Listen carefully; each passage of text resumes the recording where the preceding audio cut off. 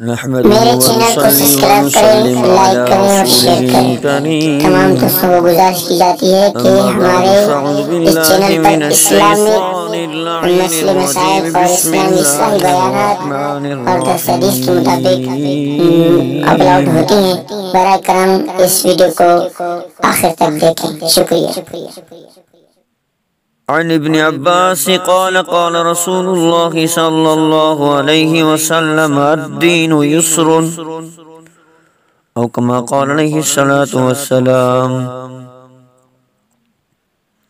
صدق الله وصدق رسوله النبي الصادق الأمين ونحن على ذلك لمن الشاهدين والشاكرين والحمد لله رب العالمين۔ عزیزان منور محترم سامعین، آج بالکل مختصر حدیث اور اس کی مختصر تشریح آپ کے سامنے پیش کرتا ہوں۔ عنوان ہے کہ دین محمدی کے آسان ہونے کی بشارت اللہ کے رسول نے خود دی۔ فرمایا کہ ابن عباس رضی اللہ عنہ قال قال رسول اللہ صلی اللہ علیہ وسلم الدین یسرون۔ حضرت ابن عباس رضی اللہ عنہ سے روایت ہے کہ رسول اللہ صلی اللہ علیہ وسلم نے فرمایا ہے کہ دین بہت آسان ہے، اور مسند احمد کی ایک روایت میں موجود ہے کہ تمہارے سب دینوں میں بہتر وہ ہے جو سب میں آسان ہو۔ تمام دینوں میں آسان دین اسلام ہے۔ حضرت ابو ہریرہ رضی اللہ عنہ سے روایت ہے کہ رسول اللہ صلی اللہ علیہ وسلم نے فرمایا کہ دین بہت آسان ہے، جو شخص دین میں سختی کرے گا وہ اس پر غالب آ جائے گا، لہذا سیدھے رہو، زیادہ بلند پروازیاں مت کرو، خوش ہو جاؤ کہ تمہیں ایسا آسان دین ملا۔ صبح اور دوپہر کے بعد کچھ رات میں عبادت کر کے دین پر مداومت کے ساتھ عمل کرنے کی قوت حاصل کرو۔ یعنی جس طرح سے دین کو ہم نے آسان کر دیا ہے، اس کو اپناؤ، زیادہ بلندیوں پہ مت چڑھو، زیادہ دنیا آسانیاں مت مانگو، یعنی کہ آسانیاں بہت مانگتے رہو گے، سکتا ہے یہ آپ لوگوں کے لیے نقصان پڑے۔ تشریف فرماتے کہ حافظ ابن حجر رحمۃ اللہ علیہ نے اس کے ہم معنی ایک اور روایت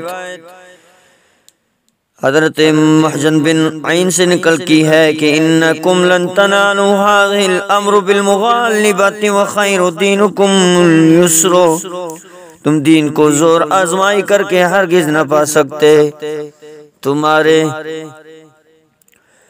تم زور آزمائی کر کے ہرگز نہیں پا سکتے کہ تمہارا سب سے بہتر دین وہ ہے جو آسان ہو۔ تم دین کو زور آزما کر کے نہیں پا سکتے۔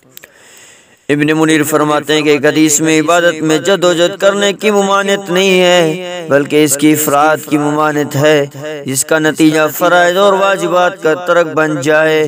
عزیمت پر عمل کرنا بے شک افضل ہے، مگر خدا کی رحمتوں کو دائمی طور پر ترک کر بیٹھنا بھی سمجھ کی بات نہیں۔